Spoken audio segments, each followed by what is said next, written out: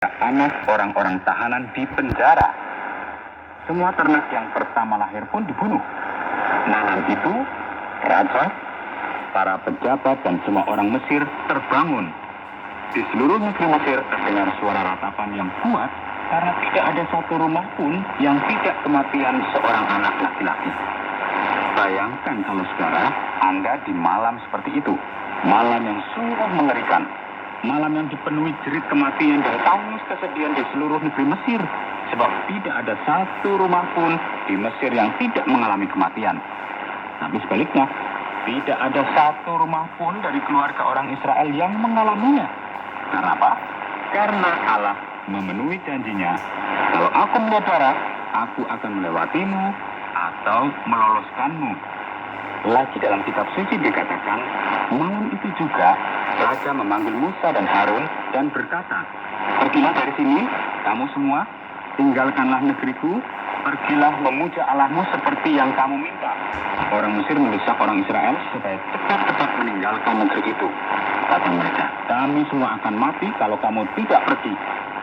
Sekarang, pada akhirnya, Firaun dan seluruh rakyat Mesir terpaksa untuk mengakui bahwa Allah Ibrahim, Allah Ishak dan Israel adalah Allah yang Maha Kuasa, Allah yang melampaui semua berhala, sihir dan tenung orang Mesir.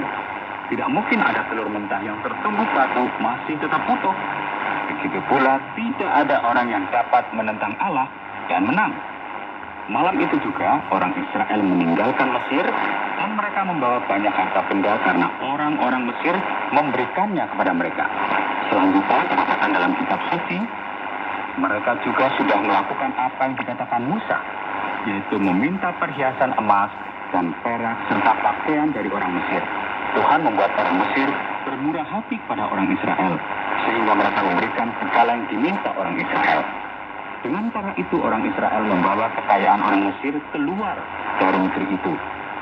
Bangsa Israel sudah tinggal di Mesir 430 tahun lamanya. Semuanya ini, saudaraku, terjadi seperti yang telah dikatakan Allah dulu kepada Ibrahim. Saudaraku, apa yang kita lihat dalam kisah hari ini dikenal sebagai Paskah yang berarti dilewati, luput, atau lolos. Dan dalam peristiwa ini tersimpan begitu banyak kekayaan kebenaran Allah. Ada banyak sekali yang ingin dan dapat dikatakan. Tetapi karena sempitnya waktu pertemuan kita, maka hanya ada satu kebenaran yang ingin kami tinggalkan untuk saudara, yaitu dari janji Allah. Kalau aku melihat darah, aku akan meloloskanmu. Allah sudah memutuskan bahwa semua anak sulung akan selamat kalau ada lambang ulasan darah di ambang pintu rumahnya. Ini berarti Allah membuka sebuah jalan keselamatan melalui darah anak domba. Jika seorang anak Israel bertanya kepada ayahnya, "Kenapa domba itu harus dibunuh, Pak?" Maka ayah itu akan menjawab seperti ini, "Anakku, Allah sudah mengutuk semua anak sulung di negeri ini untuk mati. Ini karena dosa harus mendapat hukuman. Tapi Allah dalam belas kasihannya menyuruh kita untuk mengorbankan seekor domba yang tidak bercacat dan mengoleskan darahnya ke pintu-pintu supaya tulah tidak menimpa kita.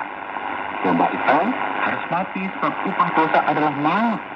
Domba itu menggantikan tempat kita. Kita mengorbankannya sebagai ganti diri kita. Sama seperti Ibrahim mengorbankan domba sebagai ganti anaknya. Hanya apabila ia melihat darah di ambang pintu, dia akan melewati rumah kita. Sahabat pendengar, kita harus menyadari bahwa di hadapan Allah, semua keturunan Adam sama seperti anak-anak sulung orang Mesir dan Israel pada malam itu. Hukum Allah yang kudus mengharuskan semua orang termasuk kita untuk mati dan berhadapan dengan penghakiman Allah. Inilah yang dimaksud kitab suci waktu mengatakan tidak ada perbedaan, sebab semua orang telah berbuat dosa dan telah kehilangan kemuliaan Allah. Upah dosa adalah penghukuman kekal, terbuang dari hadirat Allah dan dari kemuliaan kuasanya. Lalu, apa yang harus kita kerjakan supaya bisa selamat? Bagaimana dapat menyelamatkan manusia dari hukuman dosa tanpa mengkompromikan kebenarannya? Kita tidak dapat membahasnya lebih jauh dari ini, tapi satu hal yang perlu kita ingat adalah Domba yang dikorbankan orang Israel supaya terhindar dari tulah adalah gambaran dari penebus yang akan datang dan mencurahkan darahnya untuk membayar utang dosa semua keturunan Adam. Mengenai penebus ini, kitab suci mengatakan, dia telah mati satu kali untuk segala dosa kita. Dia yang benar bagi orang yang tidak benar untuk membawa kita kepada Allah, sama seperti domba yang dikorbankan orang Israel pada waktu Paskah di Mesir. Jadi, darah domba itu dikorbankan oleh orang Israel dan disatukan ke pintu-pintu supaya anak sulung mereka tidak mati, adalah sebuah gambaran atau ilustrasi untuk menggambarkan darah juru selamat yang tertumpah di kayu salib, sehingga barang siapa yang percaya kepadanya dapat lolos dari penghukuman kekal Allah. Nah sekarang, bagaimana dengan saudara? Tahukah saudara bahwa para nabi Allah telah menuliskan tentang darah penebus ini? Darah yang tertumpah untuk memadamkan murka Allah dan memberikan kepada kita semua kehidupan. Percayakah saudara bahwa darah itu mempunyai kuasa untuk menyelamatkanmu dari penghukuman neraka dan menjadi jaminan bahwa Anda akan mendapat tempat di hadapan hadirat Allah? Apabila tiba hari kiamat, apakah pengadilan Allah akan melewatimu? Atau Anda akan bernasib sama dengan orang-orang Mesir sebagaimana yang kita pelajari dalam kesempatan kali ini?